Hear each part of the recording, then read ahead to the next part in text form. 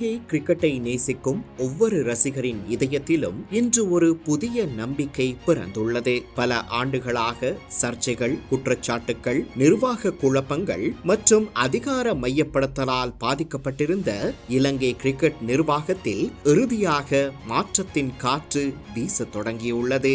ஷம்மி சில்வா தலைமையிலான இலங்கை கிரிக்கெட் நிர்வாகம் நீண்ட காலமாக பல்வேறு ஊழல் குற்றச்சாட்டுகள், வெளிப்படைத்தன்மையின்மை, அரசியல் ஆதிக்கம் மற்றும் பொறுப்பின்மை காரணமாக விமர்சனங்களுக்கு உள்ளாகி வந்தன.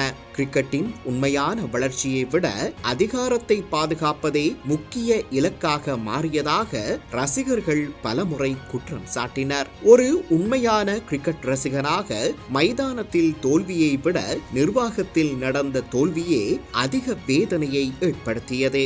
திறமையான இளம் வீரர்கள் வாய்ப்பு இழந்தனர். உள்நாட்டு கிரிக்கெட் பலவீனமடைந்தது. ரசிகர்களின் நம்பிக்கை சிதைந்தது.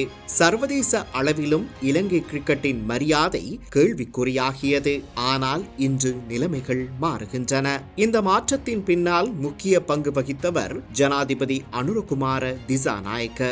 ஊழல் எதிர்ப்பு, மக்களின் வலுவான ஆணையுடன் ஆட்சிக்கு வந்த தேசிய மக்கள் சக்தி அரசாங்கம் வெறும் அரசியல் மாற்றத்தை மட்டுமல்ல, அமைப்புசார் சுத்திகரிப்பையும் நோக்கமாக கொண்டது. இலங்கை கிரிக்கெட்டிலும் அதே அணுகுமுறையே தென்பட்டது.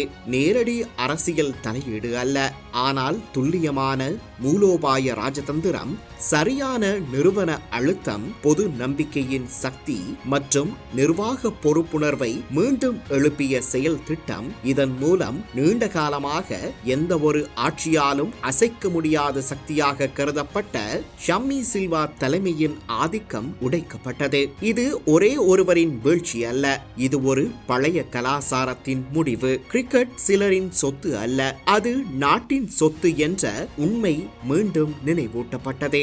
என்பிபி அரசாங்கத்தின் இந்த அணுகுமுறை அரசியலுக்கு அப்பாற்பட்டது. இது தேசிய மரியாதையை மீட்டெடுக்கும் முயற்சி.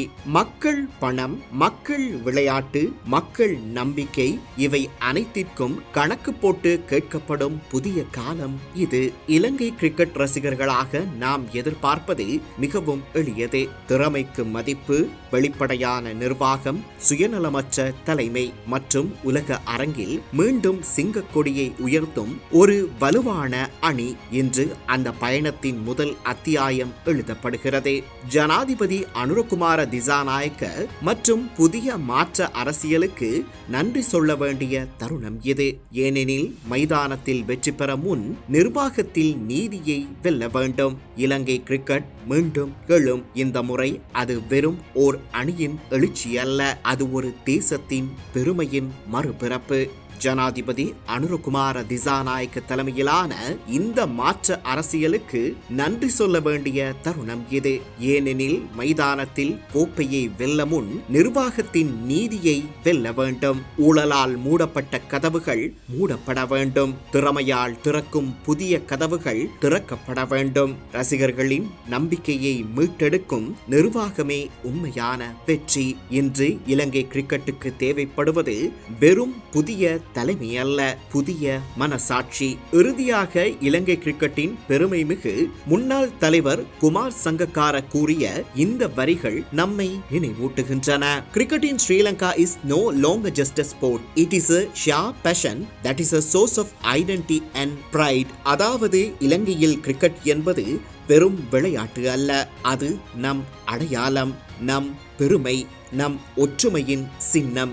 அந்த பெருமையை மீண்டும் உலக மேடையில் உயர்த்த வேண்டிய நேரம் இது.